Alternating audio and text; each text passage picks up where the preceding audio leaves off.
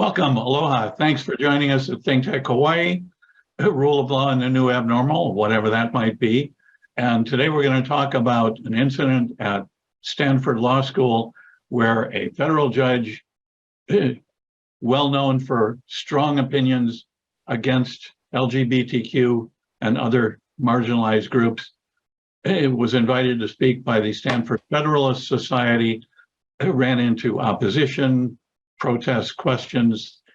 The diversity dean stepped in and approached it in a particular way. The law school dean has now written a lengthy letter about it. Free speech against protest and disruption. How do we come out?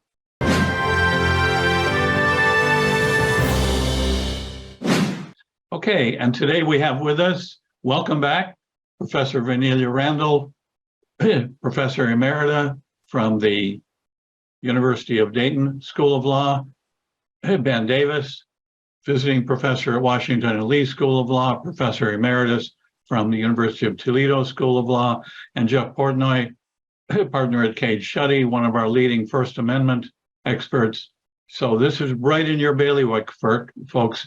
Ben, I know you've written about this incident and issues. You want to start us off? What happened?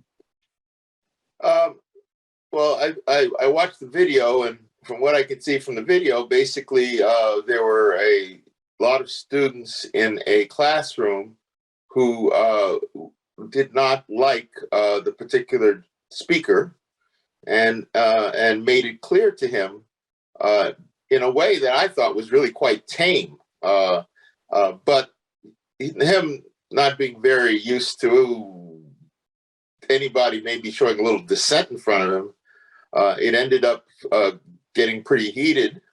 And so then you had this associate dean, the DEI, diversity, equity, and inclusion, who kind of tried to come in and play the peacemaker. And then the whole thing took off in the press. From what I can see, you know, the echo chambers were like saying, I'm shocked, you know, there's speech going on. And look at how disrespected this judge was and all this stuff. And ultimately, the dean of the law school wrote this long letter, which basically, to me, was basically, there's a French phrase is that it's like was drowning a fish in the sea, okay? In other words, the bottom line was that the particular associate dean was put on leave. Okay, that's what it was really all about. Then there was something about a faculty committee getting together to figure out what to do with these things so they act better and people act better, and there'll be training for students and things like that. But there was a lot of criticism of the associate dean, which I thought was completely unwarranted. I thought the associate dean had done a beautiful job in a very difficult spot. So I've made that known, but for me, it was just very tame. I've seen a lot worse than that. I've seen a lot worse than that. And I've seen. What was the basis? I mean, I don't understand. What did the associate dean do that justify that they're using to justify putting him or her on leave? Let me interject one thing just real quickly. There were death threats and hate mail to that associate dean. And so a question has been raised whether the leave was imposed by the school or by agreement. But from the Stanford law dean's letter, it appears that the school is taking credit for her being on leave. Yep. I didn't think she did anything wrong. In fact, I thought she did a really masterful job of, on the one hand, being deferential to the judge, and also being sensitive to these students who were very upset with this judge's decisions that are anti-LGBTQ and the other things, as Chuck was saying. And students just don't agree with the way he is. They dissent from it. And it seemed to me that it was really quite tame, you know, as compared to what I at least have seen in my life. But maybe I'm just an old fart, you know, but I'm telling you, I was like, to see the reaction, because there's over a blog called Tax Prof Blog. They just put up, everybody who had to say anything about it, and it was fascinating to watch the level of invective and calumny thrown at the associate dean, who is the peacemaker. It's just like, it's insane to me, but that's where we're at. So, well, what's your impression? The incident is unfortunately reflective of society, and in particular law schools. The entitlement of students at law schools to think that they can say and do anything they want in the name of political correctness. I have been fighting incidents like what happened at Stanford for decades, because there is this entitlement of students, small group, but a vocal group, who think that they have the right to shout down anybody or anything that they don't agree with, and that these people who they don't agree with are less than human and shouldn't be given the opportunity to speak. I think what happened at Stanford is just a reflection of what's happening across college campuses everywhere, and on both sides, but unfortunately much more on the liberal side, where conservative speakers are not being given the opportunity to speak. Look, I believe in protests, and I believe in free speech on both sides, but there's a time and a place for protest, and people should be given the opportunity to listen to people that they disagree with, or to protest in the appropriate way. And the way that this small group of Stanford law students shouted down this judge, who frankly, whose views I think are outrageous. He's a Trumpian from day one, and obviously sponsored by the Federalist Society. But all this does, and these students don't realize it, is play into the hands of the people that they don't like. I mean, what's happened nationally, and if you read about most of the commentary, it's attacking the students, not the judge. And of course, the law school associate dean got caught up in it. I thought, by the way, the letter written by the dean was really well done. I think she tried to tell these students that they're not entitled to decide who speaks and who doesn't on a campus. They don't have to go. They can pick it outside. They can invite their own speakers, and they can, at the appropriate time, indicate displeasure even during the speech. But to try to shout out the entire talk because they don't agree with this judge's decisions, to me, is just reflective of the total lack of manners and the total lack of understanding of what the Constitution is all about. I have to say that I'm on the student side. I knew you would be. Because here's the deal. They are a group that is pretty powerless. Students, yeah, they're on a school and we can call them elite, but what power do they have? They don't have powers to make laws. They don't have power to change laws. They don't have power to enforce laws. And when someone comes to a campus who has all that power, your only opportunity, and maybe this is the old protester in me, because I shouted down a whole group of people in the 60s over civil rights and over the wars.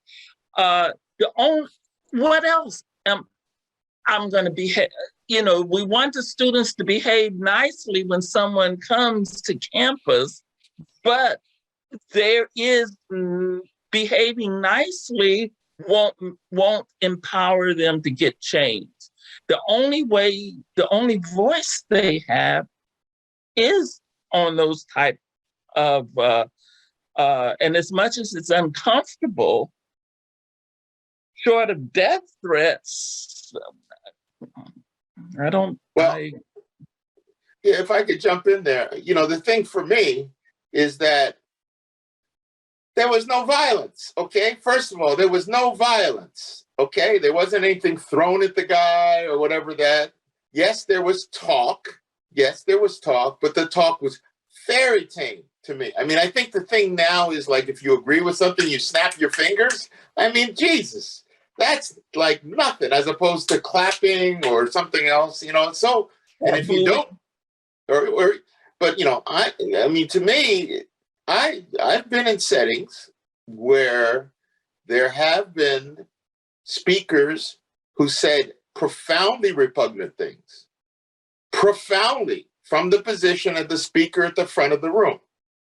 And the question has always been in those kinds of settings, if you're a person sitting there, what are you supposed to do? Are you supposed to be, quote unquote, polite in the way that you're speaking, Jeff, and just sit there and look like you're acquiescing in what they're saying?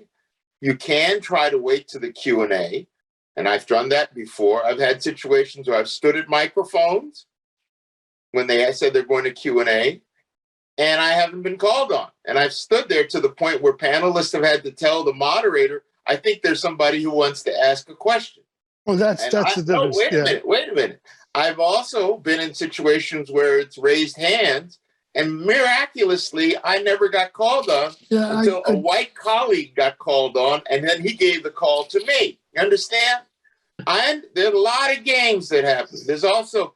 There's a theory that is out there that when you have these particular people or these judges that are in this setting, what they're doing is they're trying to audition for Supreme Court slots, okay? So they want to get a little dance up here. They want to get a little controversy going so that when it comes down to the time that there's a slot that's open at a higher court, they'll be considered to be one of the people. And I just want to add a thing. I spoke at a very controversial topic at a Federalist Society student chapter meeting a couple weeks ago that I hope will be put up in video. And one of the things that was really interesting about that one was that the head of the local student chapter, at the beginning of the discussion, asked everyone to be civil with each other. The student organization took on the role of trying to organize the manner in which the event was going to happen. And people respected it, okay? So I really take a little bit of disagreement with the idea of, oh, these wild and crazy students.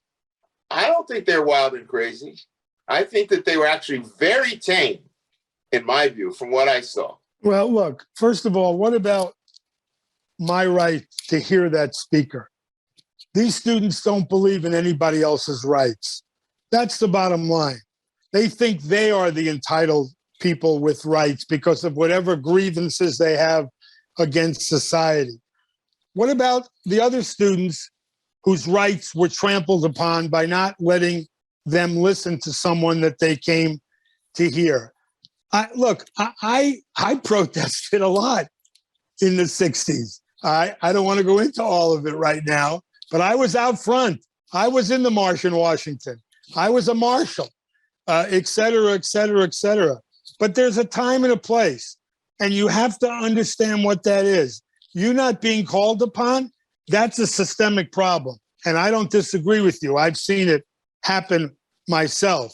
But the point of the matter is you do not have the right to take over a lecture because you don't like what the person is saying. Is there a time and a place, as I said earlier, even during the lecture? Maybe during question and answer. Maybe right before it starts. Maybe holding signs. That's what they were doing. I have no problem with that. But to try to interrupt so that the speaker is not capable of talking about whatever it is. Now, you want to blame, the university for maybe not having a diversity of speakers. There's lots of ways to deal with this. I advised one of the former presidents of the University of Hawaii during a period of time that we don't want to all think about as to how to handle these kinds of things even before they start, to make sure that there's opportunities for all views to be heard. And again, people have a right to protest. I don't have a problem with that. I think there's a time, place, and manner of doing it. And I do think that on some liberal college campuses, and I am a liberal, you guys know that, maybe not as left as some of you, but what's going on in not allowing people to even come on campus to speak because you disagree with what they say, I think has reached a proportion where there's a right for people to stand up and say, hey, let these people speak. You'll have your opportunity. You get your speaker. So that's all. And again, I think the letter of the law, now, you know, this is typical Stanford. They're going to have a course now in how to protest. I mean, come on. I mean, do we have to be educated? Do we have to be educated as 19, 20, 21, 23, and 24-year-old people as to how to act? That's a sad indictment of anybody. But So let me ask this question. But let me throw this out there, and then we'll go to Professor Randall. What might the law school or the Federalist Society group that invited this judge to speak have done in preparation for and in conduct of this session that might have worked better? Professor Randall? Well, for one thing, if they wanted to, they could organize an opportunity for the students who want to who are protesting to have a small groups meeting. That would be one thing. But I don't believe in a time and a place to protest. That's a box that people who want to control the environment put people who want change in. It's kind of like behave a certain way, be mannerable, don't speak softly, look a speaker in the eye, ask the question that is appropriate, do all these things that validates that you are now a member of our society deserving to have voice. But the very nature of who the people who are coming, there is no way that I would do anything short of violence. I would not do violence. I said that wrong. If a school I went to invited someone in to defend the Fugitive Slave Act, I'm going to shout them down. I'm going to put up signs. I'm going to snap my fingers. I'm going to get naked if that'll get attention. I'm going to do everything I can to show, and so I think the conflict is free face versus disruption is you can't control, people are entitled to their speech, but disruption is speech. And so to the extent that, I'm not sure how you would balance it. I think they did the best they could under the circumstances, but I'm not going to ding people for protesting someone who has, it's just, well, yeah, I hear you, but look, we're talking about college campuses. It goes way beyond college campuses, and it's way beyond politics. It's way beyond liberal and conservative.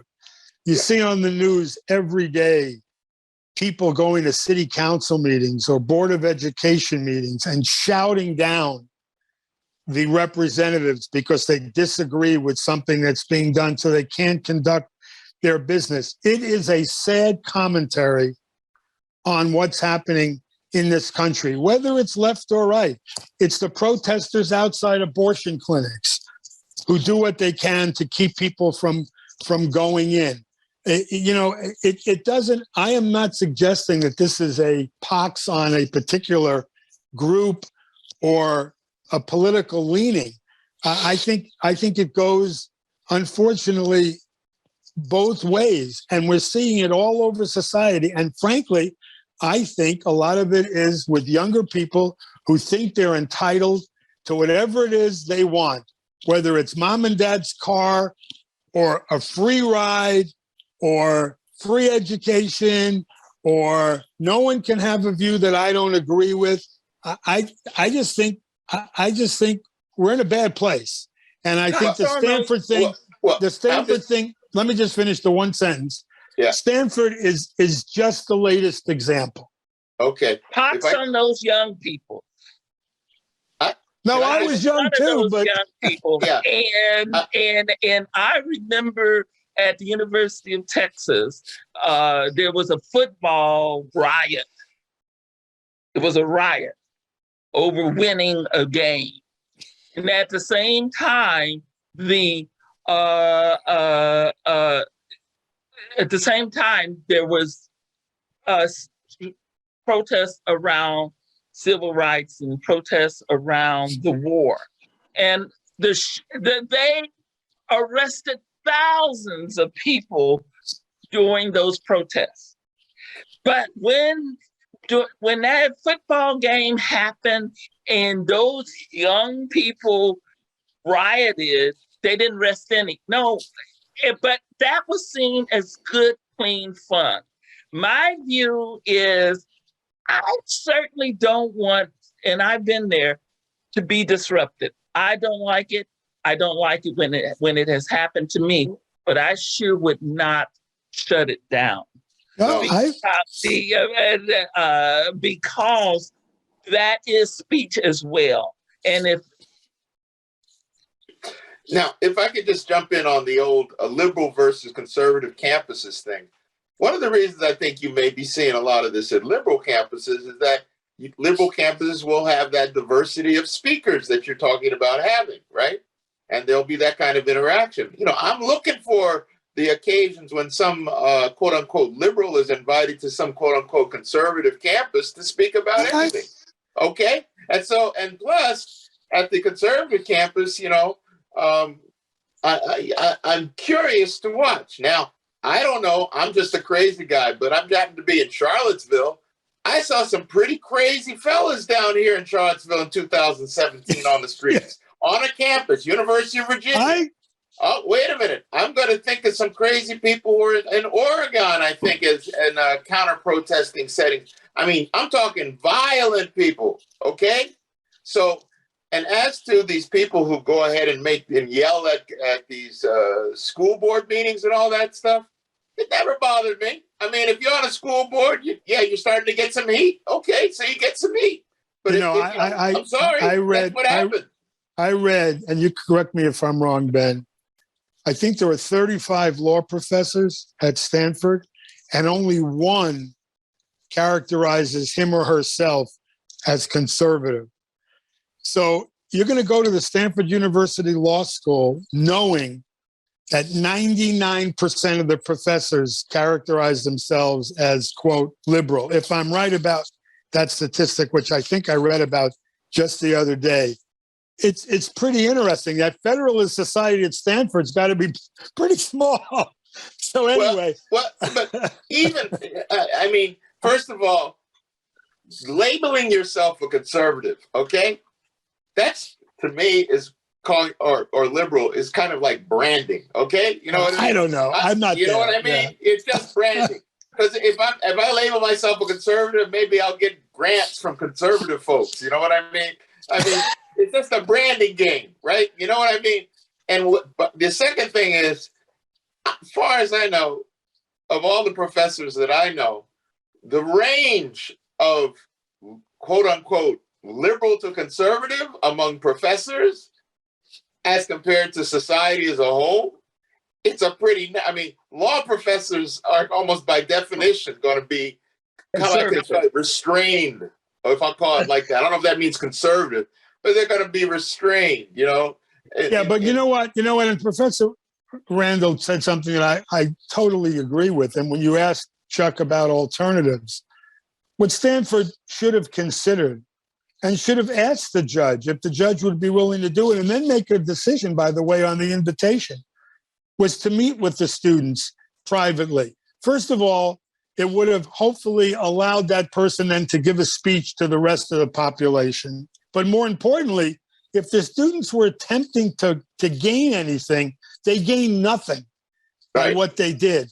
If they had had a chance to talk to the professor, the law school judge, one-on-one, they might have had some influence. All they've done was turn a bunch of people on that campus and otherwise against them and what they're trying to accomplish. And I'm not suggesting that that's a reason not to say anything. I understand that completely. Change doesn't happen without something where people shake things up a little bit. But if you want to try to accomplish something, Stanford should have thought through that this was a very likely scenario and looked for alternatives that might have satisfied, maybe not completely, the students who wanted to get their point across that this judge's rulings are, in their view, inappropriate, wrong, whatever. All right, if I could just jump, Professor Randall, let me add one thing. Just please let me. I agree, but I think the thing that everyone says is that the students didn't think about it. These students probably thought about it. They're probably sure. Right about what strategy was the best one for them to make their point. And their conclusion was the strategy, which I again say was tame in terms of the disruption. It was dissent to me. It wasn't disruption. The reaction of the judge was something that I found very disturbing, particularly when he asked for an administrator. And the lady walks up and says, I'm the administrator, and he doesn't even believe her. And I mean, it was really a little deep to watch the way he reacted to her until he finally got it that she was, in fact, the administrator. And, you know, that was a tell, and people in the room seemed to see that, you see. What I wanted to say is I'm sure the students thought about it, and they decided this was the way to go. My suggestion is actually different from yours, Jeff. My suggestion is that no, if you don't bifurcate like that, because what it is it's an influence space, okay?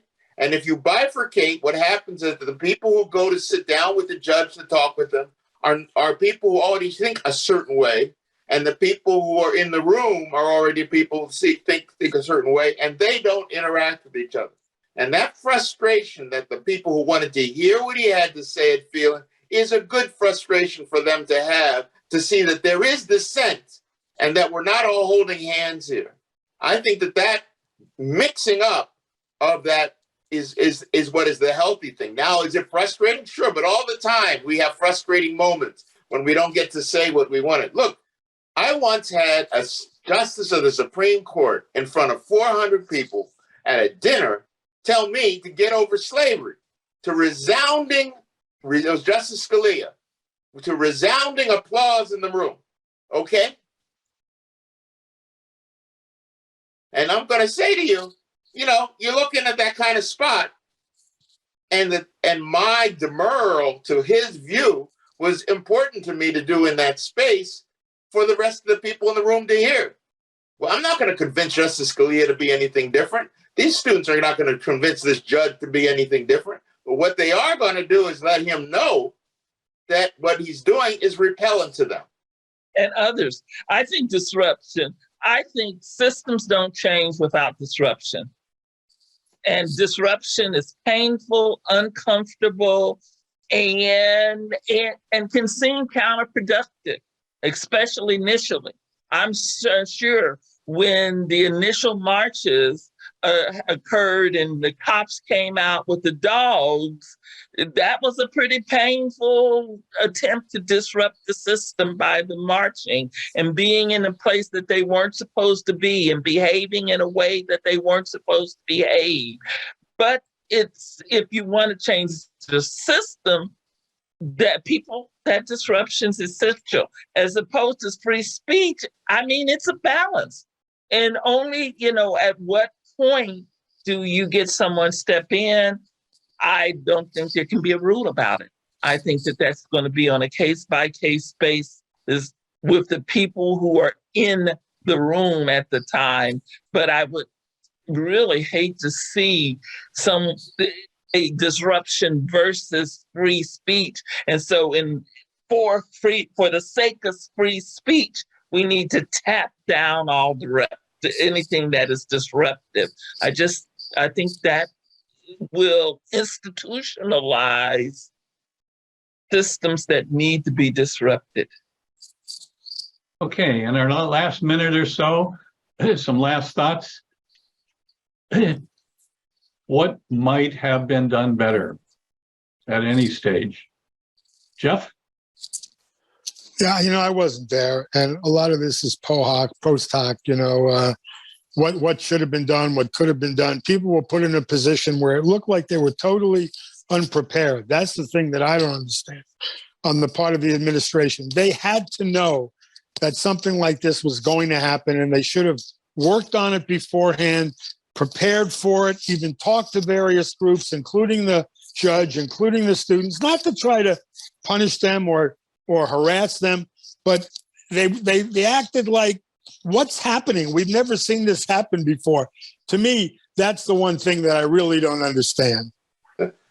So I would like to second that it's pretty clear to me that some dialogue beforehand between the various student groups, for example, and the administration with regards to how it was going to happen, and also some training of the judge about what is acceptable kinds of things to say to students in a setting like that. Because I think that some of that can go away to bringing down the heat and maybe bringing up the light a little bit, okay? But I like that training. Sometimes somebody says something that is just so repugnant to you that, you either stand up and walk out or you shout. And I've seen that happen, and it doesn't bother me, I think Mr. the training of the judge, I really think the point you made then about the training of the judge, no one who goes into a speaking space should expect that 100% of the people are going to agree with them or at least keep their peace. That there may be someone, at least one person who is, and I tend to be that person in a lot of space, who's going to push very uncomfortable questions and who will doggedly do it and not allow you to kind of shuck and jive me off. And what happens in a lot of spaces is people aren't ready for that kind of questioning and that kind of space, and they want to one up and down. So I think when you're going to invite anybody actually into a space, maybe when we talk about free speech and disruption, there should be some idea in the inviter's head about what constitutes disruptive behavior, and make sure the judge or whoever it is understands that this is the kind of behavior that they should be prepared to deal with, because it is also speech. Yeah. Well, let's leave us with one example here that comes to mind. During one of former President Trump's press conferences, a very well-prepared reporter, Chinese American lady, asked a very well-founded question. Rather than answer it, he attacked her for being Chinese American and immediately called on a white female reporter in the back, who responded by saying, "Answer her question." So if we want to get the questions discussed and answered, more thought, more preparation, more communication needs to be put into this, more respect and understanding for all points of view, and more opportunities for all points of view. And that's where perhaps the law school and the Federalist Society fell short in this particular instance. Thanks for your insights. Thanks for your perspectives. Controversial topic. I'm sure a lot more will be said about this. Thanks for joining us on ThinkTech Hawaii. We will be back with more provocative issues, thoughts, and perspectives. Rejoin us in a couple of weeks. Thank you.